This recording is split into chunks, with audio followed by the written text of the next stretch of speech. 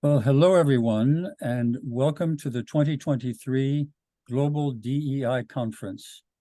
This is where we unite under the banner of diversity, equity, and inclusion, brought to you by Ludo and One Business World.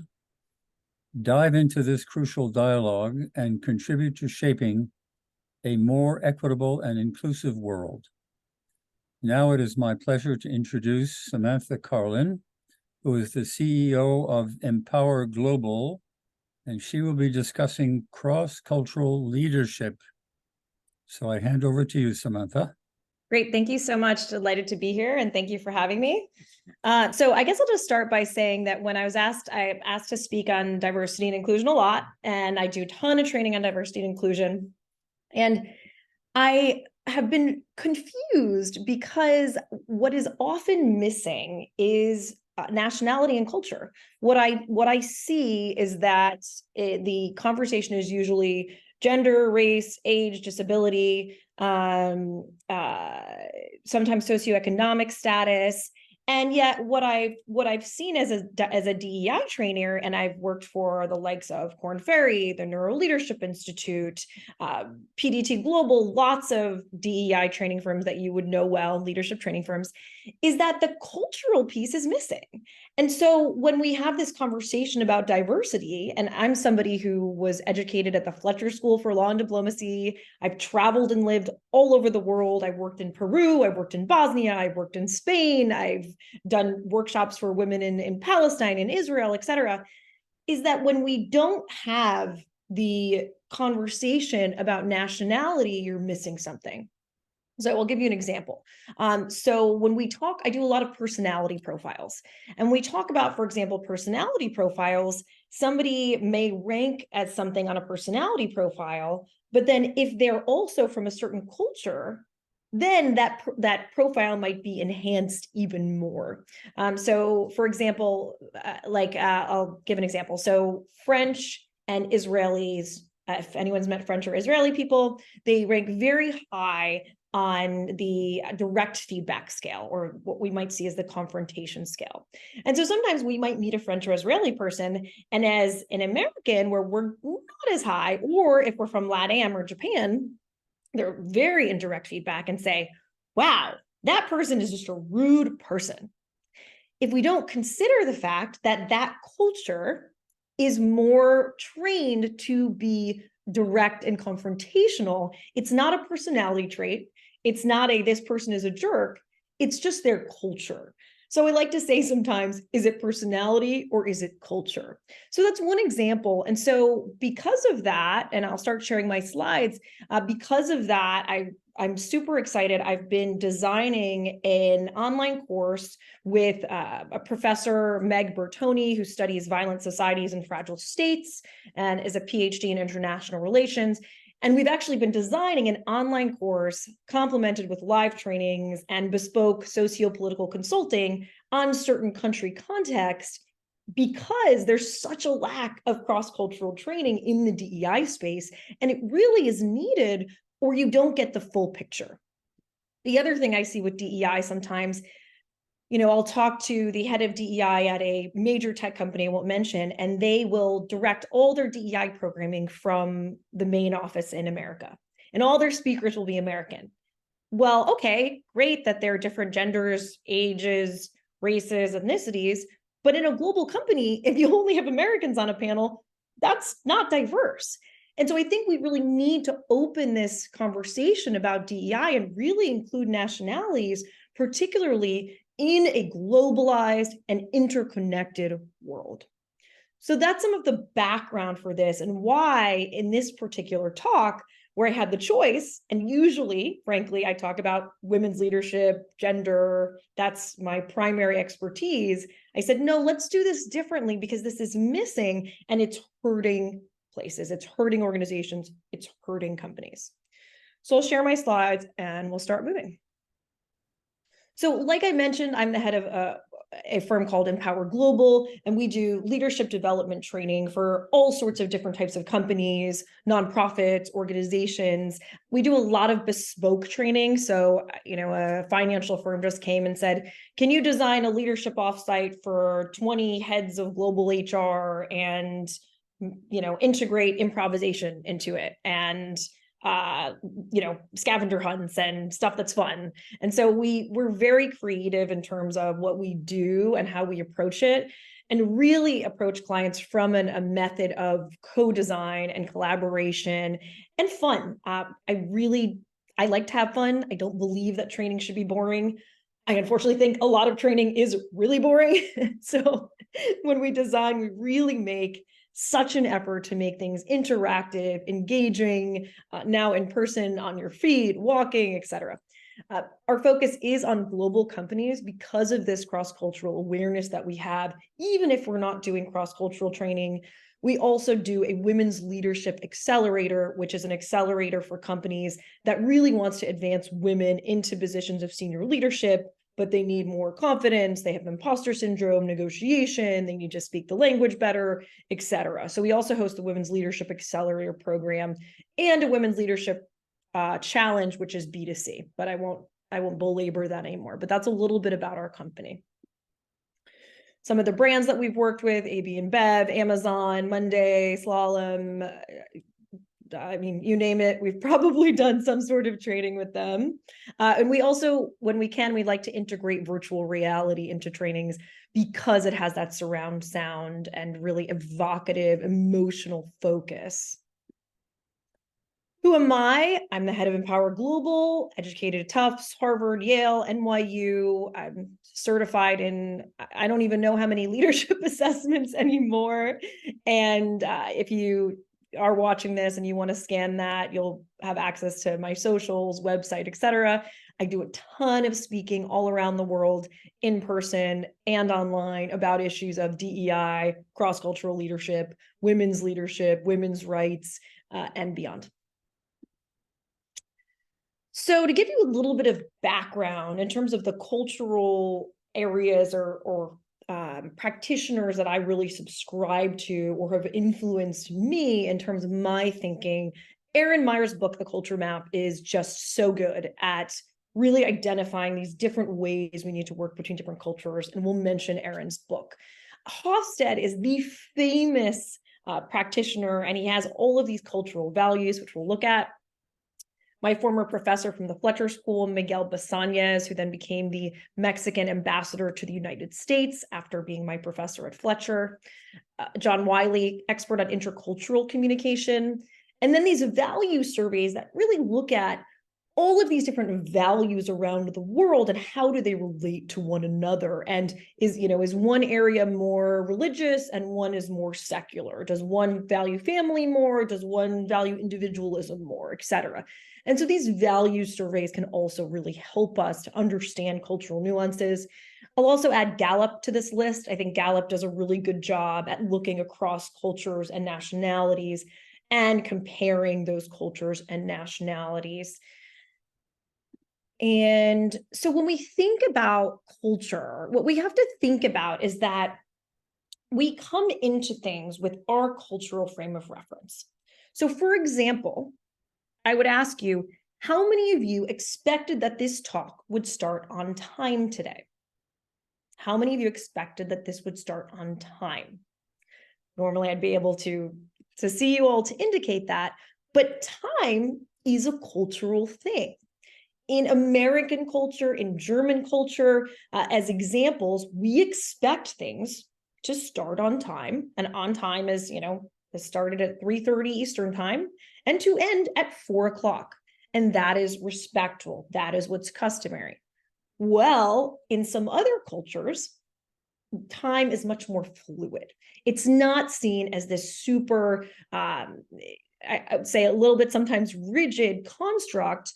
And for example, I was working with clients in the Middle East, and our meeting was supposed to end at 4:30. And at 4:40, they're still talking, and they're my client and I'm there to serve them. So I'm just kind of going with it, even though I'm like, kind of have another call lined up in a few minutes.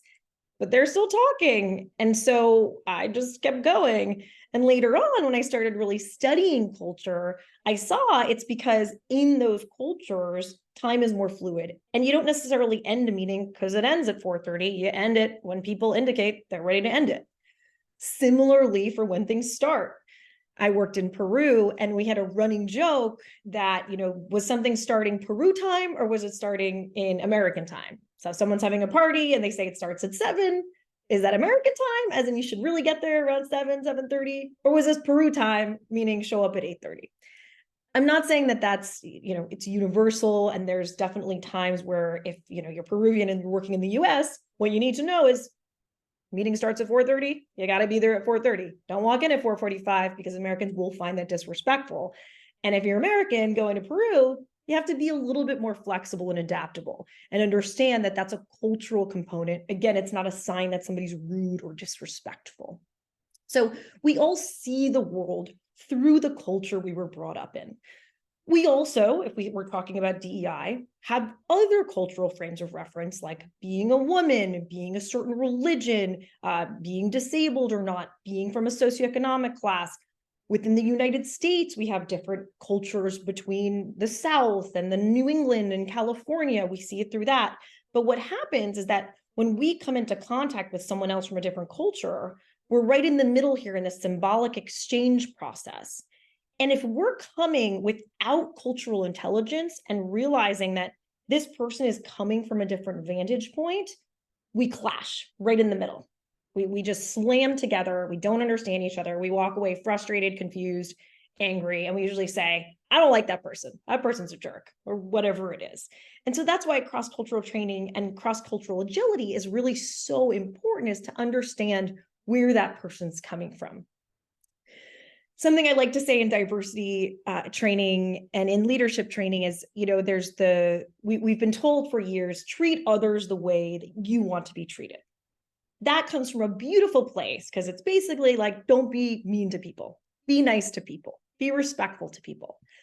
Well, I would switch that on its head after doing so much leadership training, personality profiles, realizing people, are different personalities, they have different values, they come from different cultures. I always say, don't treat people the way that you want to be treated. Treat people the way they want to be treated. And part of that is understanding those aspects, their culture, their nationality, where they come from, their personality profile, etc. So if you take anything from this session today, really remember that. Don't treat people the way you want to be treated. Treat people the way that they want to be treated. Let's move on. And like I said, we're a combination of all of our identities. It's not just nationality. All of these things influence the cultural frame of reference, or our frame of reference, as we're looking across at that other person. Many of us today, too, are global citizens. Erin Meyer has this cool thing now where you can take a questionnaire and figure out, like, which culture are you, or are you some of many cultures? And many more people are getting educated in the US, and then they're living in China, and then their mother is from here and their father's from there. So I also want to put a disclaimer out that this isn't like hard and fast and true, but the ways that we are raised and the norms within our societies do shape sometimes our personalities, the way we do things, and our expectations of others. The other thing that I think is really important to point out is that having competent global leaders is so important for business success. But the number of times I'm asked to do cross-cultural training is very low compared to DEI training, leadership training, women's leadership. Happy to do all of those. But 85% of executives feel they do not have an adequate amount of global leaders under them. 85%. And yet this type of training and cultural awareness and adaptability is not being taught, I think, the way that it really needs to for multinational companies, international organizations, and governments. Talked about this already. And it's just funny because I've worked across so many cultures, and so many people will just get so upset by another culture and be like, well, I don't understand. Like, I clearly said yes. Well, in some cultures, yes means yes. And in some cultures, yes is just being polite, but they actually mean no. And you have to pay attention to them and their body language and their eye contact to realize that they're saying no. I get it. It's confusing, but we really see it can affect all these different, it can affect a lot of people's feelings and their productivity because they don't understand the way of working. And they say, well, they're not here within the first 10 minutes. I'm leaving. I'm never working with them again. Okay. Is this a more time fluid culture as that example again? The other thing is that I'm sure people have spoken about this in this conference, is that we're operating in this VUCA world, volatile, uncertain, complex, and ambiguous. Often, if we're working within a global company, we might need to gain alignment with a broad range of global stakeholders. So I'll give you an example. When I was working with the United States Embassy in Bosnia and Herzegovina, if there was an American company that wanted to do business in Bosnia, we had a whole little economic division of local Bosnians to work with our American counterparts to figure out how to do business in Bosnia, because it wasn't as clear cut as doing it in the United States. You needed to know certain people. You needed to know, about what was the deal with the corruption there, who was going to rip you off. Does this person say what they actually mean? What are the rules and regulations? What are the laws? What are the risks involved in investing in Bosnia? And what are the possible benefits? What's the long-term versus short-term scenario that we're looking at? What is the political nature of the country? Is it possible that it could break into war again? I will say no for Bosnia, in my opinion, but for some other countries, making investments, and that's where political risk has become an entire industry, making investments, you have to know, is that country fragile? Is there a possibility that the president will be taken over in a coup? I also host a podcast on global politics called Samantha Politics, and I cannot tell you the number of countries where all of a sudden the president's been assassinated. They don't know who it is. Total power vacuum.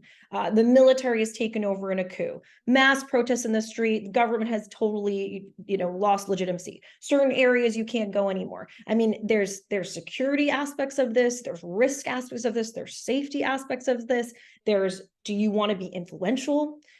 There's also the aspect of, do you want to avoid sparking conflict? For example, if you're working in a country and you give all the jobs to a certain ethnic group, and because you don't have awareness of the socio-political context of the country, and that ethnic group is fighting with another ethnic group or did in the past, all of a sudden you're ripe for conflict. So there's so many different areas, and what I see so many American companies going into global markets without that knowledge, and then they're surprised when they spark conflict. They don't know how to sell their product, or their product doesn't sell. They're just running into a million roadblocks. It's really short-sighted to go in without that global knowledge, awareness. So I subscribe to what's called ethno-relative versus ethnocentricity. Ethnocentricity is like, okay, we're going to do things the way we do them in London or in America. Ethno-relative is, okay, what is the specific country context that we're working with? How do we integrate this within the local culture? How do we hire people within that culture to also be able to help us, in addition to international consultants like myself and Meg? And in terms of the levels of cultural intelligence, you have to care about this. You have to be, educate yourself on this or get training on it, and then figure out, how am I going to do things differently? Or if I'm interacting with my Indian colleagues, what do I need to be aware of? And how might I do things differently than I would if I'm interacting with my Danish colleagues? And then what kind of action do you take? So how do you actually change your behavior? I'm going to move past this just for the sake of time. So I'll dive a little bit into the cultural models, but I do want to have time for questions. I love Bassanya's framework. And Bassanya says that there's 3 types of cultures in the world: cultures of honor, cultures of achievement, and cultures of joy. And so cultures of honor are, for example, Japan and the Middle East. They really care about tradition and authority. There's a reason there's honor killings in some countries in the Middle East. The honor and the reputation of the family is extremely important. One thing we did poorly when we went into the Middle East as Americans, and one think one reason that our engagement backfired in Afghanistan, among many others, was that we were knocking on, having, men knock on the doors to go raid a house, and women are not supposed to be seen without their hijabs or without their veils, without to these strange men. And so these strange men our American army would barrel into these homes to catch the terrorists or catch whoever these people were. And all of a sudden they're seeing these women, and that humiliated their husbands. And so that caused a backlash. So that's just an example of an honor-based culture of really understanding that you need to be able to interact in a different way to prevent that backlash. Cultures of achievement. We believe in picking ourselves up by our bootstraps and, making lots of money and working really hard. We eat lunch at our desks. Very much the United States, although I would say New York, DC, more so than someplace like LA. And some places in Europe, like Germany. And then there's cultures of joy. So I've always been really drawn to Latin America and to Spain. And I think that it's because I love how joyful they are, how they sit down at dinner and they're not bringing the check out and going, all right, time for you to leave. All right, got to get out of here. Oh, I have 1 hour for dinner. They're like, in Italy, they're like, oh, come on, stay a little while, have some wine, let's sing, let's dance, blah, blah, blah. And there's something really relaxing to it that is just really nice. And they dance and they love their family. And it's just, everything is joyful. So again, these aren't all hard, fast, and true, but they definitely, I've seen them in my travels and work be pretty applicable. So I know we only have a couple minutes left. This is Erin Meyer's scale, but in the course that we teach too, we kind of look at all of these different concepts. I want to make sure we have time for questions. And Hofstede is the one I mentioned earlier. That's kind of the old school person on cross-cultural interaction. So I'm not going to have time to really go through this. I think, do we want to, James, what I'll just say, I guess I'll just end by saying there's obviously like a million different aspects of cultural intelligence, communication, how do you work with these cultures, etc. Like I mentioned, if this is interesting to you, if you're like, wow, we need this training at our company, please contact me or my team at info@empowerglobal.net. We have this very comprehensive online course we're rolling out that's complemented with live trainings. We do socio-political consulting on a country-by-country basis, so you understand what the risks are when you're working in Nigeria versus in Pakistan versus Mexico, etc. So happy to chat with any of you. You can also feel free to follow me on LinkedIn or go to any of my socials, and I will stop there. Well, Samantha, thank you so much for your presentation. I can't help but saying that I fully identify myself in this context because I come from the United States, but I lived and worked abroad for 45 years. So it put me in many different situations. And it's so true what you're saying, dealing with different cultures and different attitudes and different respect for different things. An example is, for example, if you're about to do business with somebody in South America, Brazil, for example, and you show up at the table and you sit down and you start by saying, okay, how much? You don't get an easy answer that way because people like to get to know each other more. They like to create a kind of relationship and interact with people individually before getting on to the business. So this is something that many companies are not aware of, and they have to be able to adjust to different circumstances. And in other countries, in Japan as well, there are very similar things that you need to be aware of. So I can't agree more with the importance of this as part of DEI because different cultures play such an important role. And, other than going to live in different places, I think your approach of training people exposes them to the different cultures, I suppose. But what are the challenges you have in getting people to understand how a different culture works and exists? How do you tune them into these different cultures? Yeah, you really just have to understand all of these different aspects of it and explain them. So like, I think the relationship thing is a really important one. I worked with this Dutch bank and they were going to Brazil, like you mentioned, and they had 3 days and they'd never met any of their counterparts, but they had 3 days to do their deal. And then they're like, they get there and the Brazilians are like, let's have lunch, let's go to dinner, let's drink some, what is it, the caipirinhas, etc.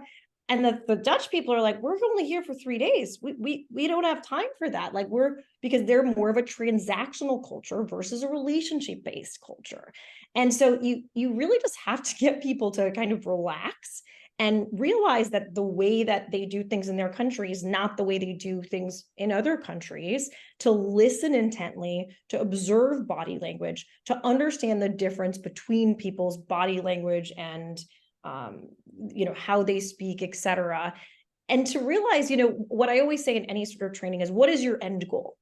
If your end goal is you want to do business with these people, you better figure this out. You better be open to learn this, or you're not going to do that deal. And those Dutch people, guess what? That bank had to extend their trip by 2 weeks because the Brazilians were not going to do any business with them until they had a relationship formed with them. So it's really about, if the end goal is to do business in this country or to have, diplomatic relations or whatever it is really important that you understand the culture of that country. And I do want to apologize to Roberta, who, with that question about Israel, what I was saying about Israel was that Israelis tend to be direct communicators. Like, they will tell you exactly how they feel. I wasn't referring to confrontation in Israel in any other format. Yes, I mean, thank you so much. And it's such a key issue in living with others, in understanding others, in doing business with others. It's so urgent. And as somebody says, we're all part of diversity. Every human being is part of diversity, and we all have to make an effort to understand other cultures, how they work, why they work, and put that into context. So this is really extremely important. I'm so glad to hear that you're devoting yourself to this. Let me see if there's a question. It's not a particular question right now. But in dealing with this, are there any challenges you have in helping people understand cultural differences and how to proceed? It has to do with openness. Like I mentioned, like, you have to be open. You have to be open to recognizing that people don't do things a different way, that people do things a different way than you, and that's okay. That's part of diversity. That's what makes the world rich. And I think travel really is important. Like, because I crossed the border from Italy to Switzerland, and Italy is like laissez-faire. The rules are suggestions. It's more like, oh, maybe the train came on time, like everyone's drinking wine. Soon as I get to Switzerland, it's like I went and I got an orange at the store, and the woman's like, I need to see your ID to verify, your credit card. And I'm like, the train's leaving in 2 minutes. She's like, I have to see your ID. I need your number on your back, your driver license. I need the signature to match the card. Switzerland is a very rules-based culture. They care a lot more about rules. So is Luxembourg, so is Germany. And so if you want to also be more comfortable, I think, interacting with people from different nationalities, and even be friends with people from different nationalities, you need to know, again, they're not being, rude. That culture is a very rules-based culture where people follow rules versus rules just being suggestions. So it's really just openness. And I think some of the training I do also around adaptability and agility also helps, because this is also situational agility. It's knowing, how do you be able to adapt to these different environments in a way where you're not responding emotionally and negatively, but you're able to take yourself back and say, okay, what's going on here? I'm not going to react because I'm irritated or because I don't understand what's going on. I'm going to try to think about, what is the cultural context of this person versus my cultural context. Maybe I look at the scales sometimes and I say, okay, what country am I dealing with? Where are they in the the leading scale. I'll give, can I give one more example that I think is really interesting? Sure. So another example that is really important for business, and this is as if you're an individual employee, right? And I think I went back to it that there are certain cultures that are very horizontal, meaning like, you know, the boss sits at the co-working space with everybody else and has the same coffee mug and rides their bike to work. And you can email the boss and say, hey, I'm annoyed about something. And so I had a student in my women's leadership class who was Dutch, and the Dutch society is very horizontal. And I was really proud of her because she emailed the CEO of the company about something that I think it was something that had happened to a woman at the company, just to express her displeasure. And the boss emailed her back, and they had a great conversation, and they took action. Well, in retrospect, she was able to do that because she was in the Netherlands. Would I tell one of my students in a more hierarchical culture, for example, Japan, if there's somebody who's a manager, to email the CEO? Absolutely not. Even though I encourage women to speak truth to power and to be brave and blah, blah, blah, because there's more of a hierarchy. The other thing is that Danish person or that Dutch person, if they're working in Japan and they say, oh, I don't want an office, I'm going to sit here with everybody else at the co-working space and I'm going to ride the bike to work, that actually might make the people that are in Japan or China feel like, you know, the boss doesn't deserve respect, or like he's not to be respected. They're embarrassed because their boss doesn't have an office. And what does that say about them? So even though he or she is trying to be one of the people, it's actually backfiring because in that culture, they're used to the hierarchy. They're used to the boss having the corner office and not riding the bike to work and, you know, not being email available. So that's just another, I think it's a really small nuance, but I think it's also important if you're an employee in a company to understand, how do I give feedback to people? Who can I give feedback to? Can I jump the hierarchy scale, or, you know, is it horizontal? There's so many aspects here that are just really important nuances that are important to appreciate for your own success and for the success of your organization. Couldn't agree more. And there's one little detail that can help in adjusting to new cultures: learning their language. Yeah. Learn a bit of Japanese. I learned several languages, and it's very helpful in understanding cultural differences. Yeah. Because things are expressed in different ways. Anyway, this is really enlightening and very interesting and such an important point, and I hope that this message goes far. So I want to thank you very much for your contribution, and we look forward to staying in touch and talk soon. Thank you so much. Really appreciate you having me, James. And thank you to all of you who are here. Patrick, happy to connect with anyone else here. Feel free to reach out. Okay, thank you very much. Thank you. Bye-bye.